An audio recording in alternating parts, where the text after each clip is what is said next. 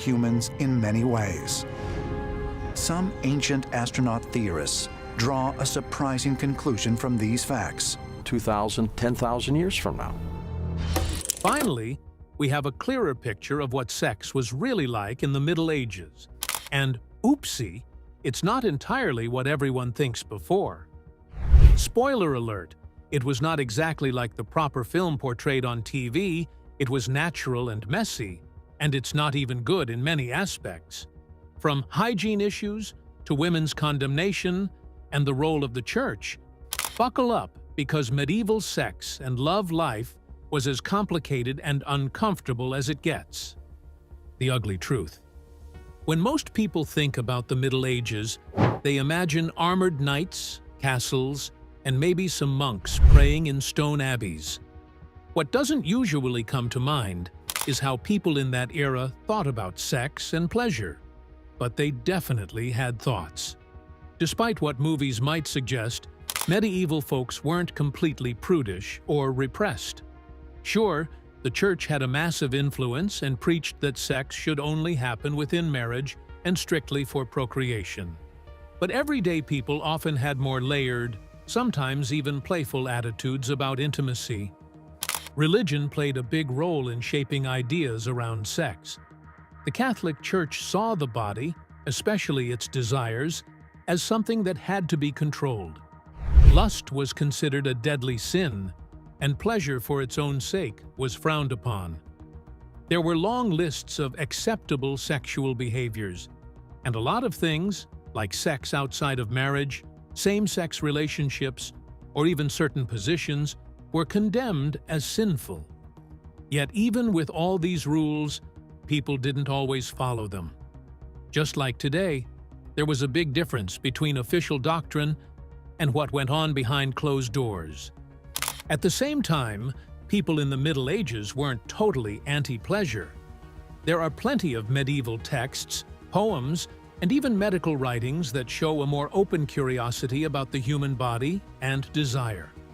Courtly love, for example, was a romantic ideal that involved deep emotional and sometimes physical longing, often outside of marriage. In more secular circles, especially among the upper class, there were parties, bawdy songs, and even books with erotic undertones.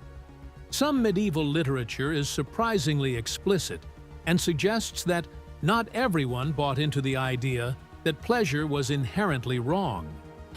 Women's sexuality was viewed through a complicated lens. On one hand, women were often portrayed as temptresses or morally weak, basically the ones blamed for leading men into sin. On the other hand, there were also ideas floating around about female pleasure being necessary for conception, which gave women's desire a certain biological importance. Midwives and doctors wrote about female anatomy and pleasure with surprising detail, even if their theories weren't always scientifically accurate. It's clear that medieval people weren't as clueless about sex as we might assume. The Middle Ages were full of contradictions when it came to sex and pleasure. While the church pushed a strict moral code, actual human behavior was much more complex. Religion on medieval sex and pleasure. Let's start with the church, because in the Middle Ages, when it came to sex, they pretty much set the tone. And let's be honest, that tone was not exactly sex positive. Medieval Christianity took a pretty dim view of pleasure, especially sexual pleasure.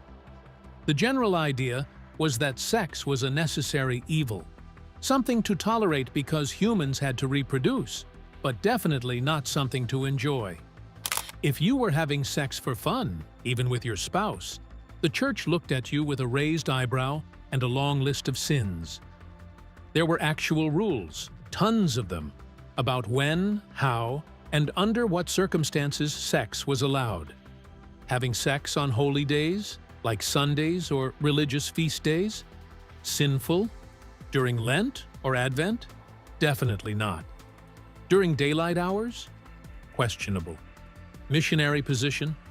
Fine. Anything else? Possibly heretical. It was almost as if the church feared that if people enjoyed themselves too much, they'd lose control, and forget their spiritual duties.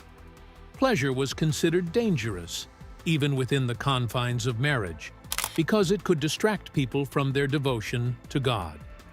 Even married couples, who technically had the green light to be sexually active, were expected to keep things modest and purposeful.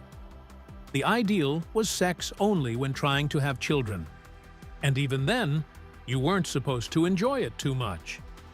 There were church manuals and confessional guides that spelled all this out, warning priests to ask married parishioners if they had committed marital excess. In other words, if you had too much fun in bed with your spouse, it might be something to confess.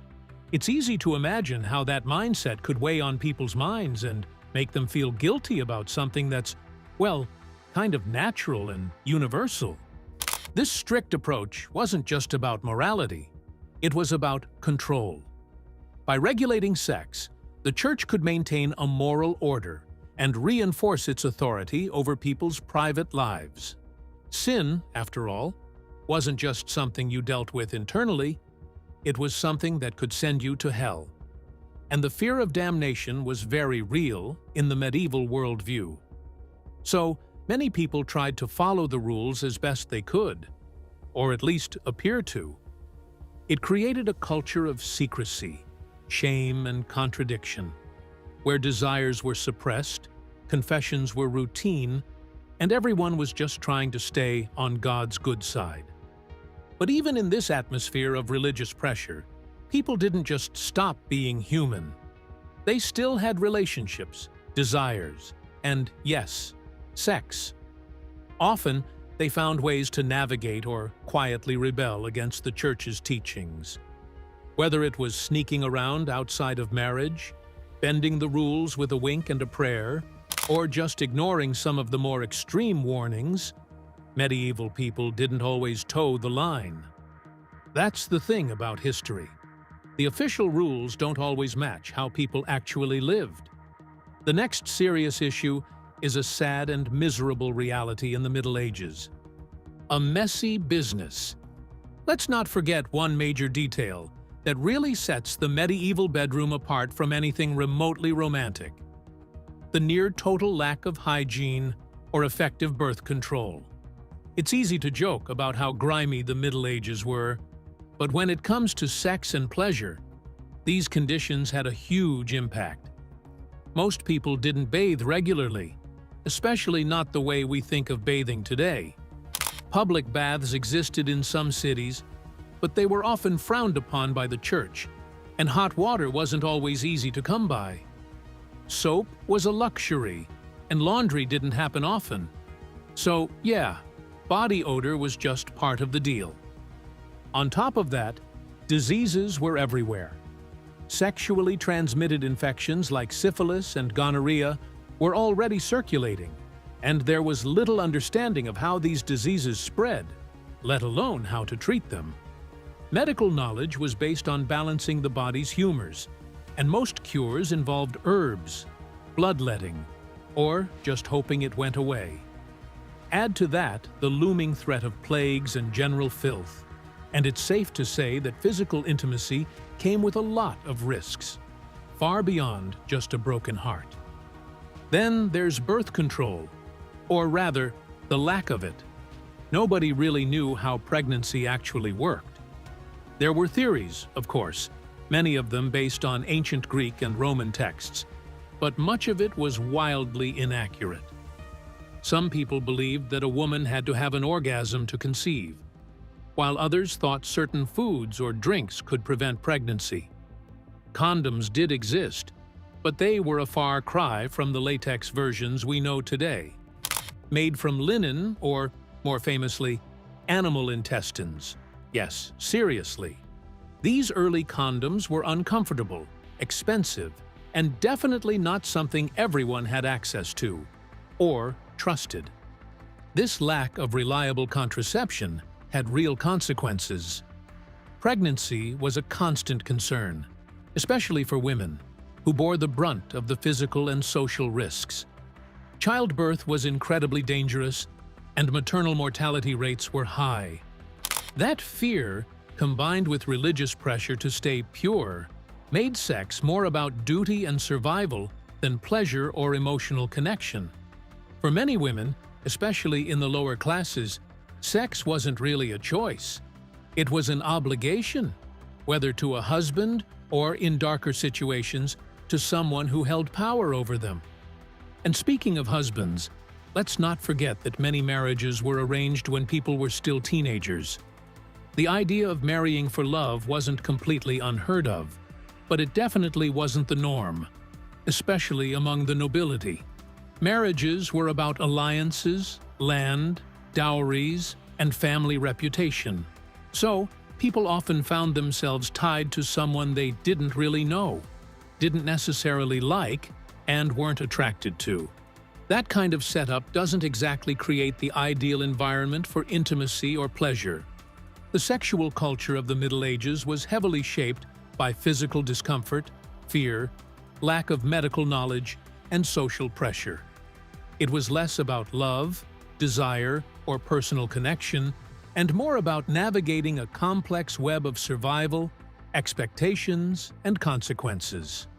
Pleasure wasn't impossible, but it was rarely simple, but not the perception of women in the toxic sexual culture.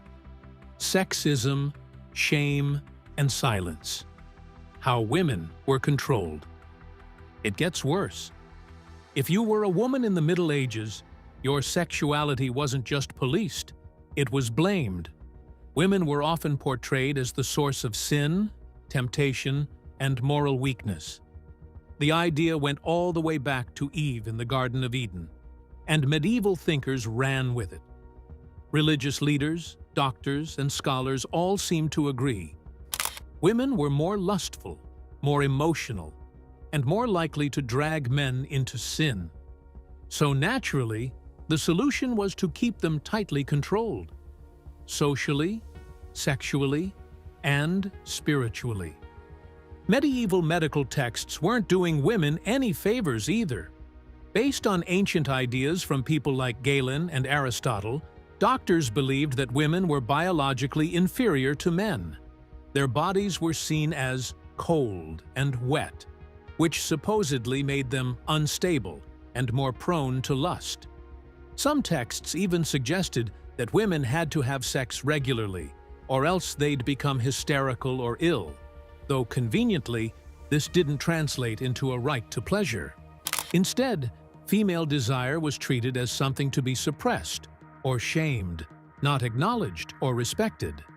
Virginity was placed on a pedestal, especially for women. A woman's worth was often directly tied to whether or not she was pure. Virginity was associated with holiness, cleanliness, and honor, and girls were expected to guard it at all costs. Men, on the other hand, got to play by a different set of rules. Male promiscuity wasn't exactly encouraged, but it was often tolerated or even shrugged off as just how men are. A nobleman with mistresses was considered worldly. A woman in the same situation was branded immoral or worse. The double standards weren't just cultural. They were deeply embedded in law, religion, and daily life. And when it came to female pleasure, that part was usually ignored, mocked, or outright condemned. The idea that a woman might want sex, let alone enjoy it, was uncomfortable for many medieval thinkers. Women were supposed to be passive, obedient, and modest. If they showed any interest in sex, it was considered a warning sign of moral danger. Female sexuality was something to be feared, not celebrated. There were even stories and scientific claims about women who had insatiable desires and seduced men into ruin. These stories weren't about understanding women. They were about controlling them. In that kind of environment, it's no wonder some women sought refuge in nunneries. While becoming a nun certainly came with its own strict rules and sacrifices, for many women, it offered a degree of freedom and education that regular married life didn't.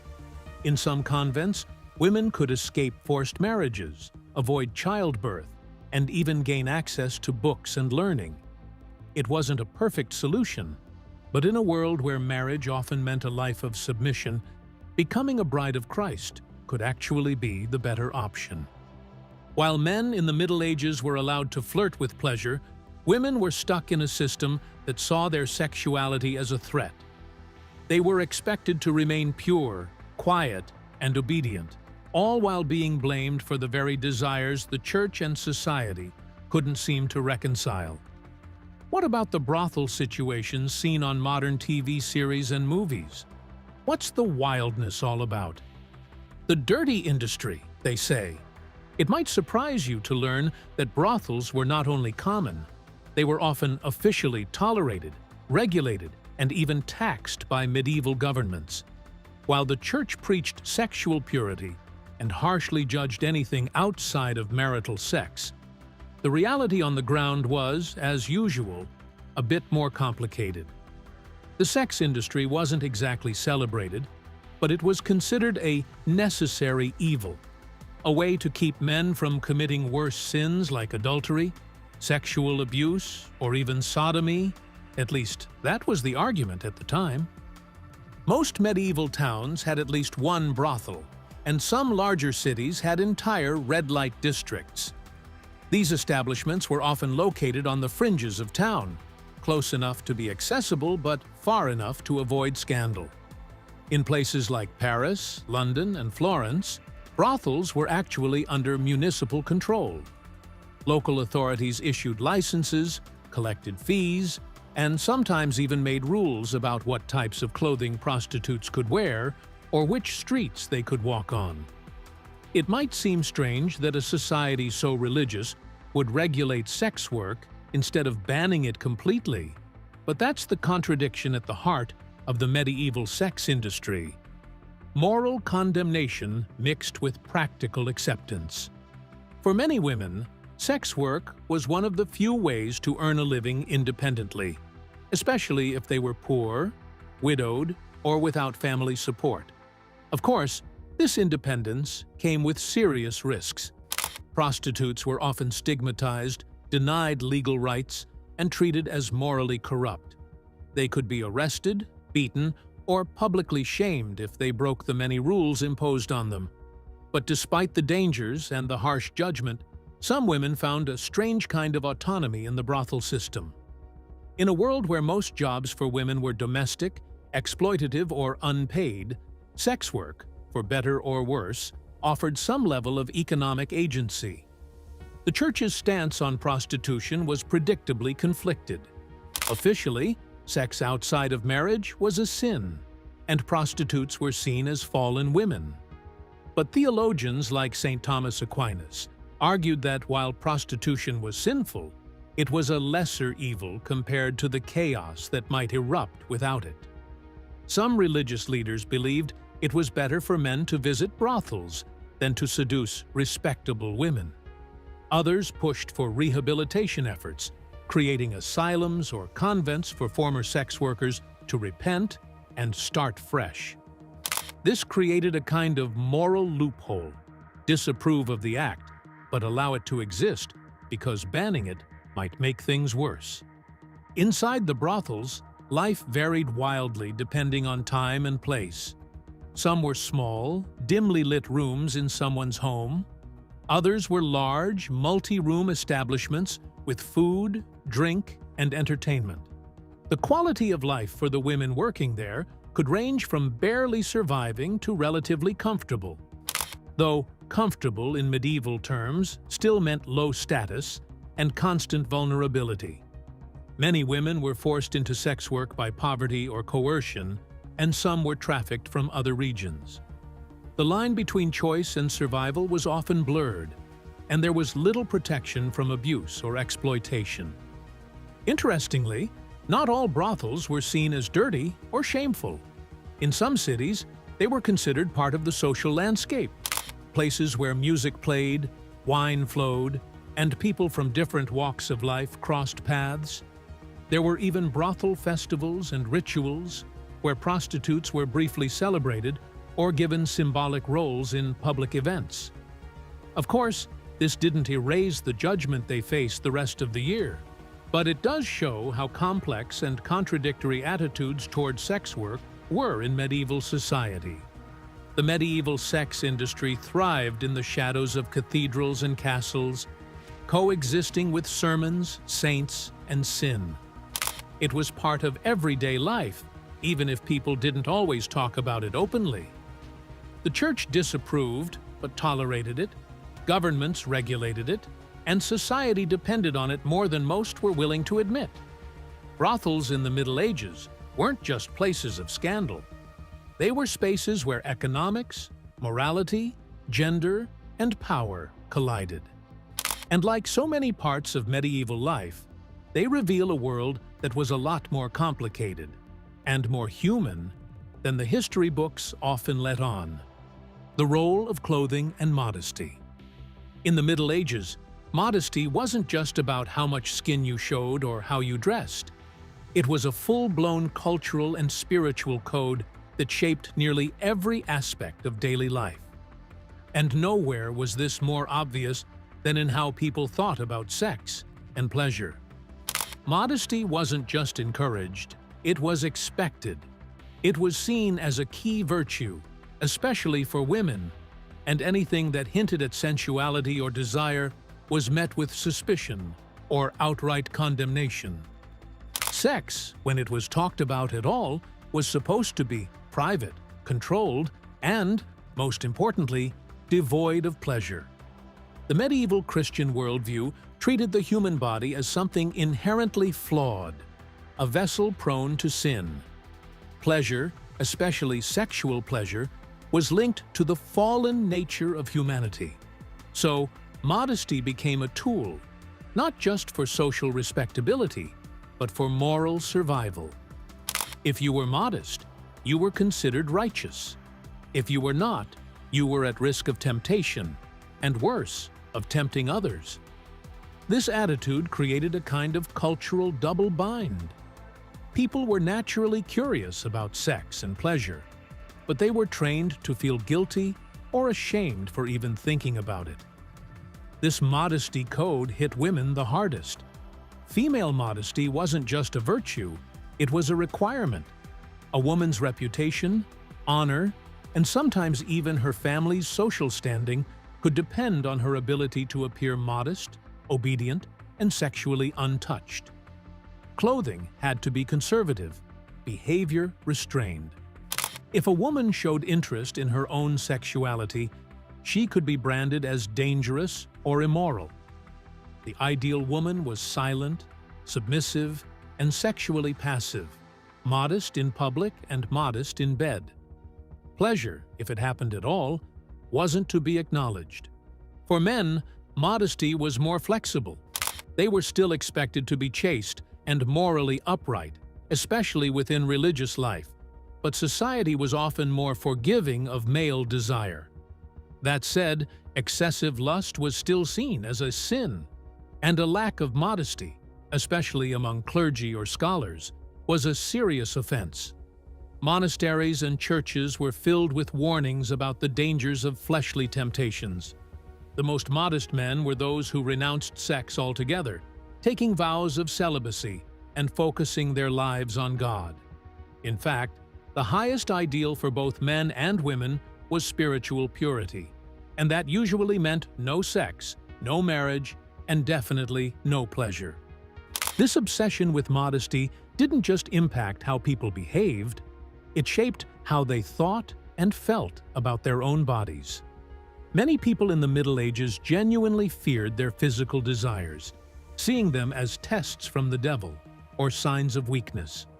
Confession became a space where people unloaded not just their sins, but their private thoughts and urges. There was a constant push to control, hide, or deny one's sexual nature in order to maintain moral modesty. And in a culture where heaven and hell felt dangerously close, that pressure was intense. Despite all this, sex and pleasure didn't disappear. People still had desires, relationships, and secret moments. But modesty often meant those moments were buried under layers of guilt and silence.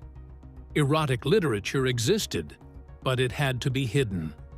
Pleasure happened, but it was rarely celebrated. People learned to compartmentalize, to pretend they were more modest than they really were, because the price of being honest about sex, especially for women, was just too high. A look through literature and media. Medieval writers knew exactly what they were doing when they added a little spice to their stories, sometimes subtly, sometimes not so subtly. Let's talk about courtly love, one of the most famous romantic traditions in medieval literature. On the surface, it's all about noble knights and ladies sharing a deep, respectful, usually platonic admiration. But if you read between the lines, or sometimes just read the lines, there's a lot of sexual tension. These stories were basically the slow burn romances of the day. Works like The Romance of the Rose, a 13th century French allegory, were packed with sensual imagery, garden metaphors, and open discussions of desire. It wasn't just about love, it was about longing, fantasy, and yes, pleasure.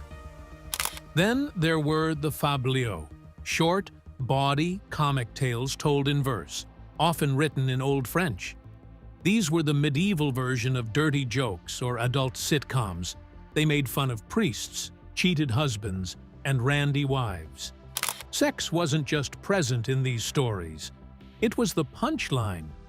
They portrayed sexual acts bluntly and sometimes absurdly, showing that people didn't always take things so seriously. The church might have been wagging its finger, but the storytellers were winking back. Even the more serious works got in on the action. Geoffrey Chaucer's The Canterbury Tales gives us all kinds of perspectives on love and sex, from the manipulative wife of Bath, who proudly talks about using sex to get what she wants, to the Miller's Tale, which is basically one big, elaborate sex prank. Chaucer didn't shy away from portraying sexual pleasure. Instead, he leaned into the messy human side of it. What's interesting is how different literature was from the official church stance. Religious texts and sermons were constantly warning people about the dangers of lust. Sex was only supposed to happen within marriage, for procreation, and without too much enjoyment. But the literature tells another story, one where people clearly thought about, joked about, and definitely desired sex, even if they weren't supposed to admit it. Even visual media of the time, like illuminated manuscripts, sometimes featured hidden sexual imagery in the margins. Known as marginalia, these strange little drawings could include naked figures, phallic shapes, or bizarre animal-human hybrids doing suggestive things. It's like medieval graffiti, reminding us that even in a world dominated by religion, people still had dirty minds. While sex and pleasure might have been publicly frowned upon, medieval literature and media reveal a different side of the story. These works didn't just entertain, they pushed boundaries, challenged hypocrisy, and gave people a way to express their very real desires in a world that often tried to suppress them.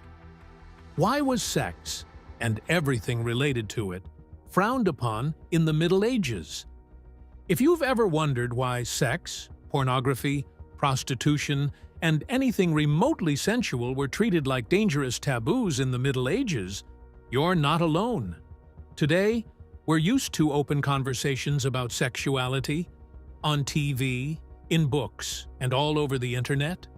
But medieval Europe was a completely different world, where sex wasn't just a private matter, it was a spiritual one.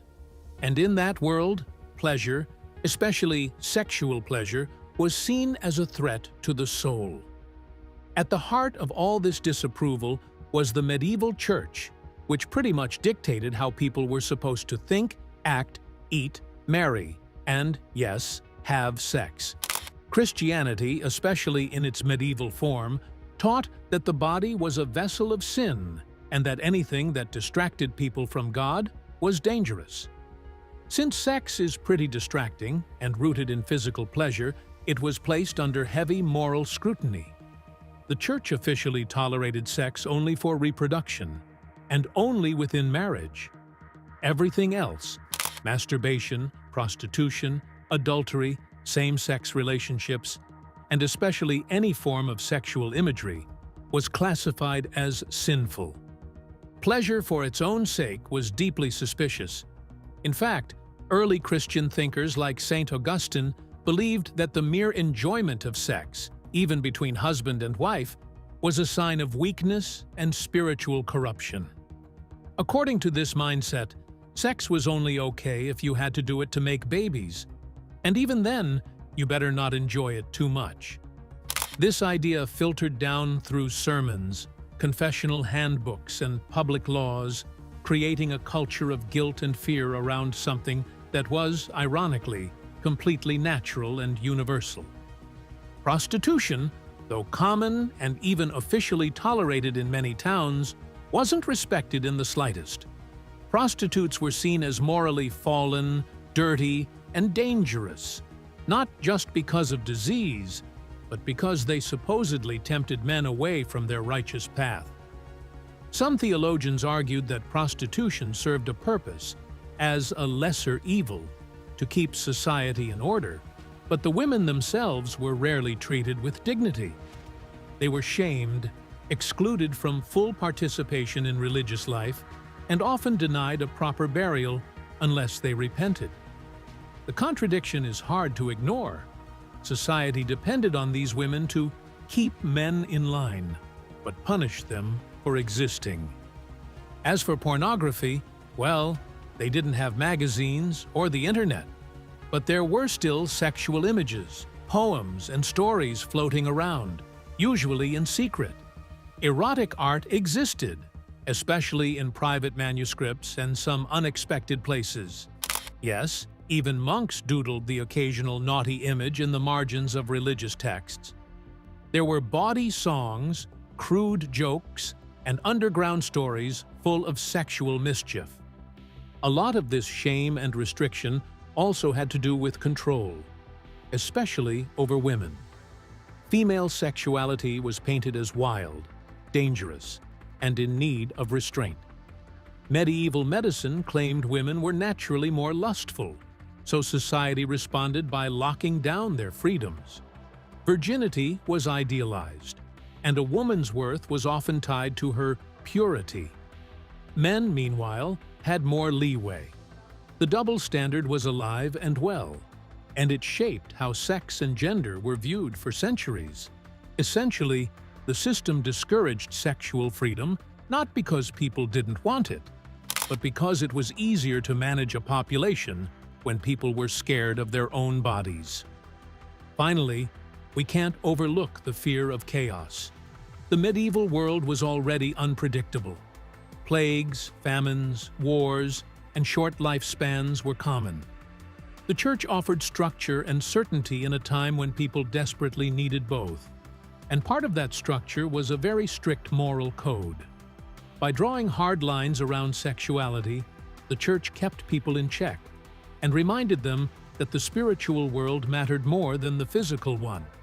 If people focused too much on earthly pleasure, they might forget to fear hell, or worse, stop listening to the priests who claimed to have the answers. The reason sex and all things related to it were frowned upon in the Middle Ages wasn't just about religion. It was about power, fear, and survival. Pleasure was dangerous because it reminded people of their freedom. And in a world obsessed with order and salvation, freedom, especially sexual freedom, was something to be suppressed. Found the video interesting? Just subscribe to the channel for more. Thanks for watching.